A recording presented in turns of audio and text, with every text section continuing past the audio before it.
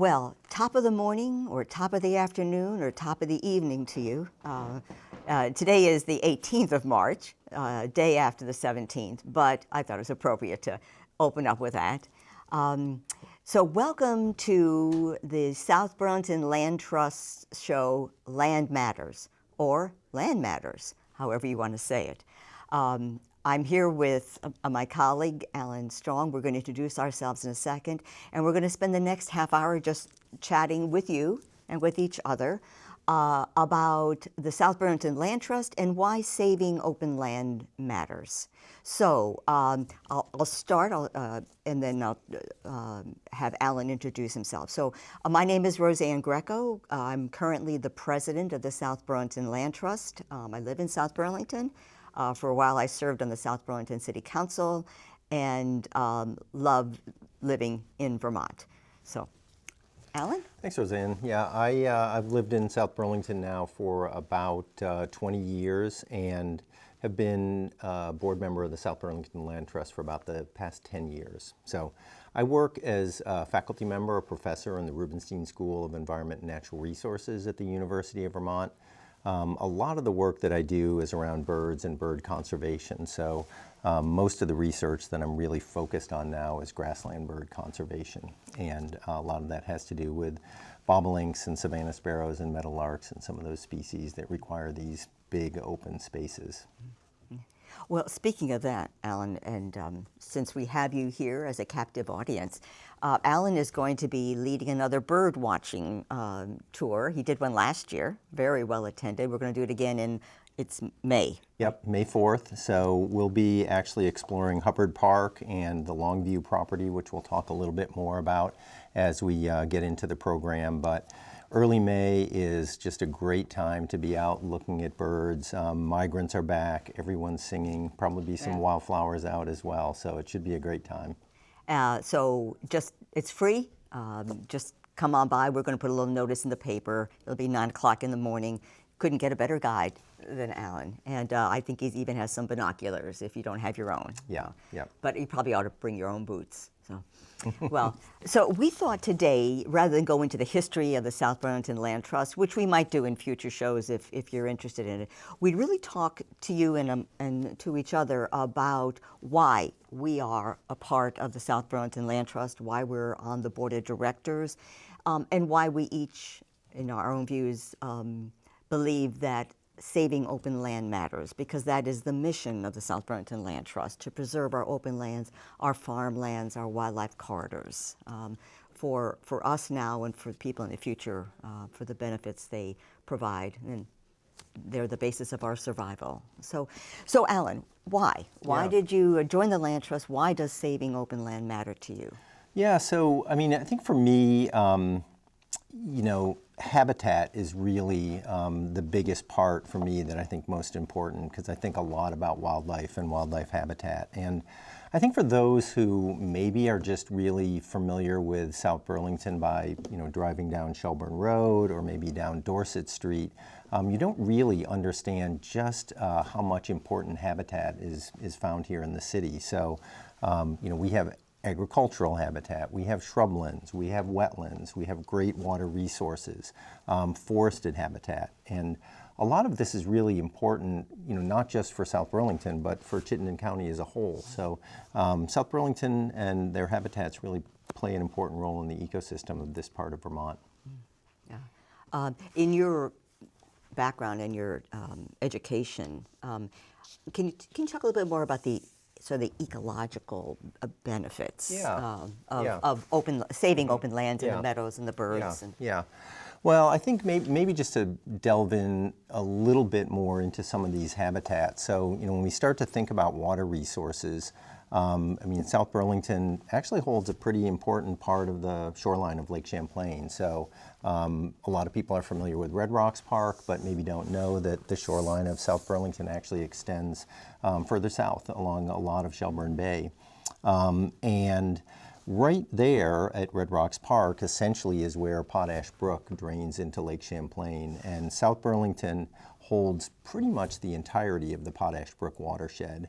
And when we start to think about water quality, particular drinking water, it's important to think about, I mean, here we have a watershed that is, essentially flowing into basically the place where we extract our water for municipal uses. But I think also agricultural land is really important as well. We have working farms at the northern end of South Burlington, at the southern end of South Burlington, and then right in the middle, we have UVM's Miller Farm, we have UVM's Horticultural Farm, so some really great agricultural lands. And our forested land supports a lot of really important wildlife habitat as well. I think probably most notable is the Great Swamp, a forested wetland that probably is maybe the most ecologically important piece of habitat in South Burlington. But we've got great forested parcels on some of UVM's natural areas like East Woods, Centennial Woods, and right along the Potash Brook, the Muddy Brook corridor, we've also got some really nice forested wetlands. So, a lot of great habitat that I think is important for wildlife populations, but also just for the functioning of these ecosystems. So, and I guess I'd throw the question back to you, Rosanne. Tell me a little bit about, what excites you about the work the Land Trust does. I've always felt connected to the land. I grew up in Scranton, Pennsylvania, in the mountains outside of Scranton, Pennsylvania, on 5.5 acres, mostly wooded fields. We mowed the field, and so I've always felt a kinship with nature. And that's actually the reason I moved to Vermont. It was almost 97.5% because of the nature. Yeah. Because of our forests and our fields and our wildlife, our birds, and also because I had read thought that Vermonters really cherished the open land, and they were. Now we're using words environmentally conscious, right. but they wanted to take care of it. They wanted to preserve it. And to me, that was essential. When I finally retired from the military after 30 years, and this was the first time I could actually pick where I wanted to live. Okay. I never had that choice for 30-some years. And I chose Vermont because of its environmental beauty and because Vermonters wanted to keep that. And so moving to South Burlington, I learned about the South Burlington Land Trust. And to be honest, I never heard about land trusts before. Wasn't even sure what they were. But the South Burlington Land Trust at the time was trying to preserve the land, which we now call Wheeler Nature Park. Yep. The city they were talking about building a police station there. And it's sort of like, oh my goodness, how could they do something like that? And that's, so then I joined the Land Trust because I want to sort of put my money, my mouth where my money, no, it's my money where my mouth is, but both. Yes. I wanted, if I'm going to, I chose this state, I chose this city, and I believe the open lands are essential. Well, not that I believe, I mean, science says it too, that, and we have so much in South Burlington. And I bet you a lot of you are not aware, as I wasn't, about the tributaries that flow through our city, that Lake Champlain is the source of our drinking water, that we have a rich diversity of wildlife. And I remember a talk that we received at the city level a while back, and I forget who gave that talk, but he said something about we had a more diverse selection of biodiversity in South Burlington, in this swath of land that you were just talking about, the Great Swamp, than on the top of the Green Mountains. And that was astounding to me. Yeah. But we can't take that for granted, because that can go away if we destroy wildlife habitat or pollute their methods of eating and drinking and such. So that's why I'm in the South Burlington Land Trust. That's why I work so hard to preserve the open lands that we have, so that we don't become just another suburban sprawl municipality that I have lived in many times, because we are unique in South Burlington. Yeah. I mean, I came to that conclusion when I ran for city council, and realized we have a lot of people. We have a diverse population. We're close to Burlington. We've got an airport. Doesn't belong to us, but it's in our city. Yeah.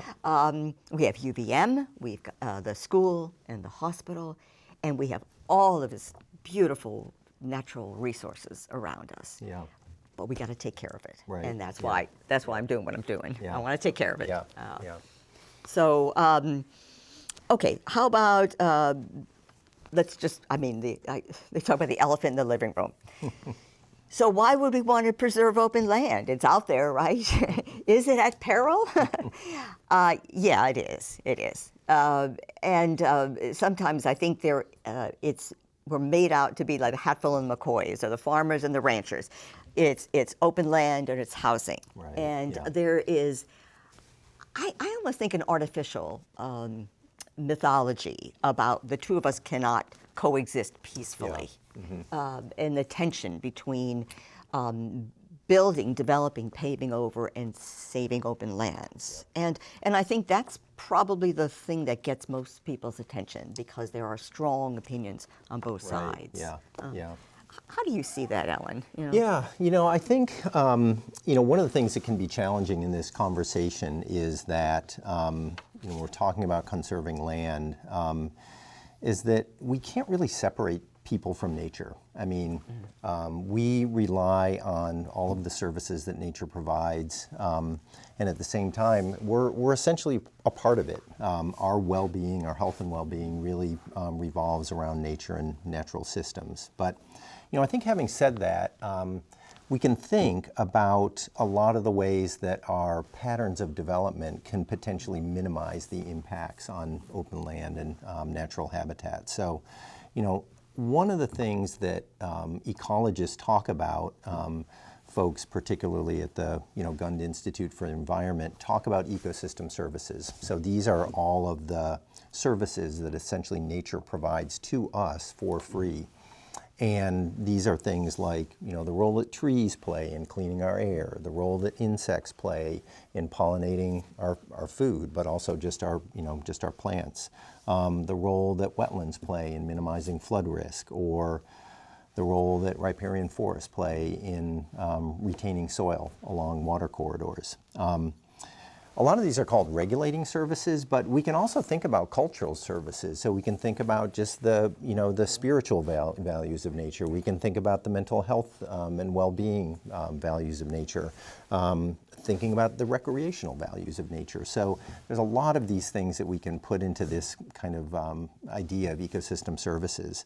And it can be a little dangerous sometimes to ascribe a dollar value to associate with those, but ecological economists do that, and essentially the process is you would sort of take a technology like a dam or a water retention facility, and you would say, how much does this cost? And then you can actually say, well, what is the wetlands requirement to actually do that? Use that to estimate the cost, and you can ascribe a value to these ecosystem services. So we had a consultant in South Burlington that looked at the ecosystem services of 20 important parcels that were identified in the city's interim zoning open space strategy.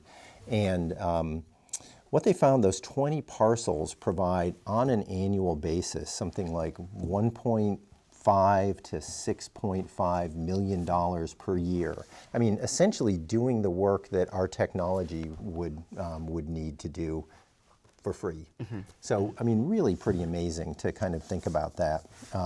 So when we think about development, I think, first is how do we minimize the effect on those ecosystem services? They're really critical, I mean, not just for, our, well-being, but for our infrastructure as well. We talk about all the flooding damage that occurred over the last couple of summers, and how can wetlands help that? How can we think about developing outside of flood-prone areas? And I think a key tenet of that is how do we minimize sprawl? So can we develop infill?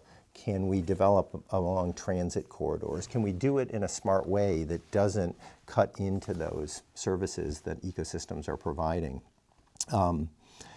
And you know, I'm guessing you're probably aware of some of these studies. Is that when we actually sprawl and essentially build in, you know, sort of open space, residential development doesn't actually pay for itself in terms of the taxes it provides. So it has to be subsidized by commercial property, it has to be subsidized by agricultural land. And so if we think about doing this in a smart way where we not only you know, bundle or cluster our development, but we cluster the infrastructure that's needed to support that, we can actually do it in a way where we conserve these ecosystem services and develop in a really smart way. So I think there's a lot of ways that we can think about development and conservation hand in hand, but we have to be smart about how we do it. Right, right. I think too often in the myth of economics, because I recently learned more about economics than I ever did in school, which I don't think was at all, but is that our economic model in the United States and beyond the United States does not take the environment into consideration. Right. And it assumes, or it's never even entered into any of the factors, that we have endless resources. Exactly. Our natural resources are finite, and everything our whole being is dependent on natural resources. Yet we use them as if they'll always be there. And so that's the macro level. So when we talk about at our city level in South Burlington, it's the same thing. And it's sort of, and there are studies that are done, the cost of development, that really talks about, as you were just saying, Allan, about, so how much is it going to cost to provide services for the increased population, right, or increased housing, or infrastructure, or roads, or and we have never done that in South Burlington. Right. There was a stab at it, but it didn't even take into consideration school taxes. There was a study about how much we pay in taxes.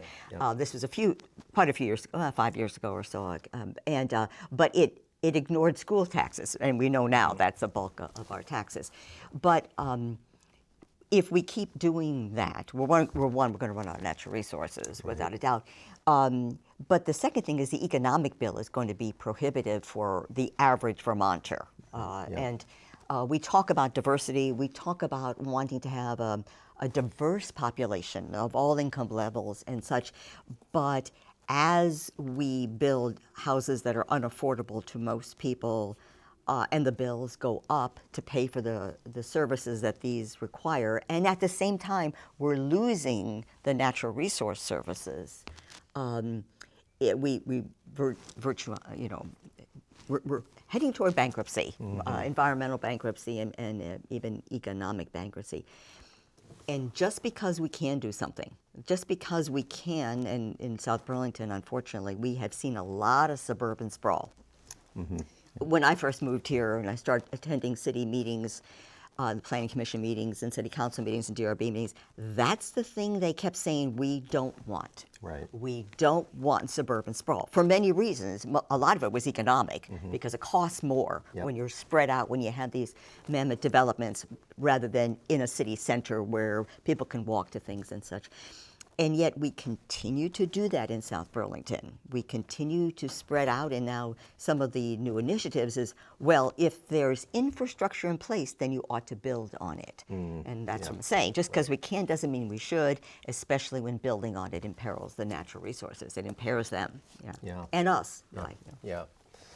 Well, one of the, as I understand it, one of the reasons why Forbes has ranked South Burlington as one of the 50 best cities for families to live in the U.S. has to do with South Burlington's Open Space Fund. And it seems like this is, something that's, kind of forward thinking. You want to tell us a little bit about that fund? So the Open Space Fund, yes.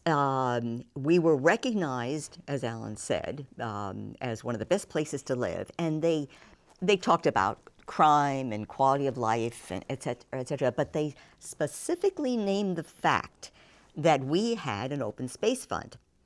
So back in the year 2000, before I moved here, the voters were incredibly far-sighted and voted to place a very tiny tax, part of their taxes, that would go into a fund that was there to purchase open space for conservation and preservation. The ballot item, I think, was one sentence. And so the voters overwhelmingly supported that. And so every year, money goes into that open space fund to be used when open lands are available. By that I mean the owner of that land is willing to sell it to the city. Then the city would have the money in there. And the city has used that a few times. Allan, you just mentioned about the last interim zoning. So during the last interim zoning, the city, for the first time, I believe, did an inventory of all of the lands in South Burlington over 4 acres.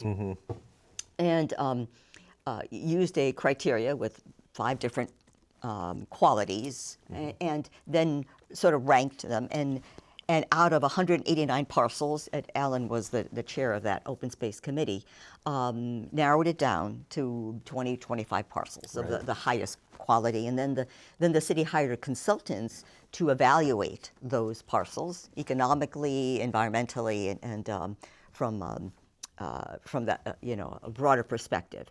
So now the city has those parcels, and should a seller, a landowner of one of those parcels, be interested in selling, the Open Space Fund is there with the money to purchase them. Yeah.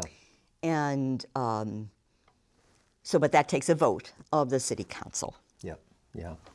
And therein enters politics. Right. Yeah. Well, it's funny because I was going to bring up the Longview property that the South Burlington Land Trust has been really intimately involved with. So this was one of those parcels that was ranked very highly for ecological value. But I think when we're talking about this particular project, I mean, it was not just open space conservation. It also was going to provide affordable housing. Yeah. You want to say a little bit more about that? So this was a really innovative, I don't think it's happened, well, certainly it's never happened in South Burlington, right? And so it was a parcel of land owned by the Long family. Tiny and Carolyn Long lived on that land, had apple orchards, and they would make apple cider, and they would sell it, and they would sell their apples. And Sarah Dopp, who was the president of the South Burlington Land Trust, was friends with Carolyn and had spoken with them over the years. And they did want to preserve their land. Yeah, but unfortunately, they did not do that before they passed away. Anyway, long story short, well, right. Didn't mean, anyway, no pun intended. The children of the Longs put their land up for sale in 2022. And the South Burlington Land Trust saw that, immediately contacted the realtor, and went on now, it's been 2.5 years, trying to get at least 34-ish acres that has wildlife corridors, wetlands, natural resources, parts of it is wooded, bird habitats, nesting areas, to try to get that preserved. And worked with the city to do that. And as part of the discussions that were happening, the city came back and said, but we want housing on that land as well. Okay. So the individual, the corporation or company that purchased the land, Northeast Agricultural Trust, which has a model of purchasing open lands only to hold on to them until they can be legally conserved. Okay. So NEAT held on that land in the hopes that it would eventually be conserved. but the city wanted housing. So then they partnered with Green Mountain Habitat for Humanity, and they came up with a plan whereby they thought they could, well, they did all the planning and realized that they could probably build 16 affordable, perpetually affordable housing units. All of them would be affordable at the same time as we preserved the 34-ish acres. And the housing would be developed right away. So it's not as if sometimes when we build a development in South Burlington with inclusionary zoning, which means some of those housing and housing developments have to be Right, affordable. yeah. This was, and they can build them later on in the development process. This was all, and they thought they could get them built in a few years. All right. So that was the Longview project. We're all excited about it. We got to conserve the natural resource land.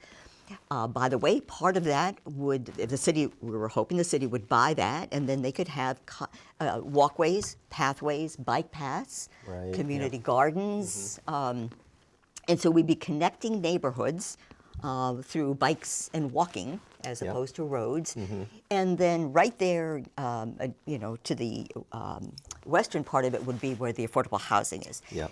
Which would, not that we don't have any affordable housing in that area of the city, which is the southeast quadrant, but there's not too much in that area. Yeah. And here we would have affordable housing right in that one area, which seemed like, what more could you want? How could you possibly say no to that? And yet they did. But I know we only have a few minutes to go. I didn't want to leave you on a cliffhanger. But the city council, it was a tie, a 2-2 voted against the Longview project. So it is not going forward. Yeah. So the way it is right now, the city is not going to buy the land to conserve. Habitat for Humanity is not able to build affordable housing there because we were even given a $175,000 grant from the Vermont Housing and Conservation Board to put toward this.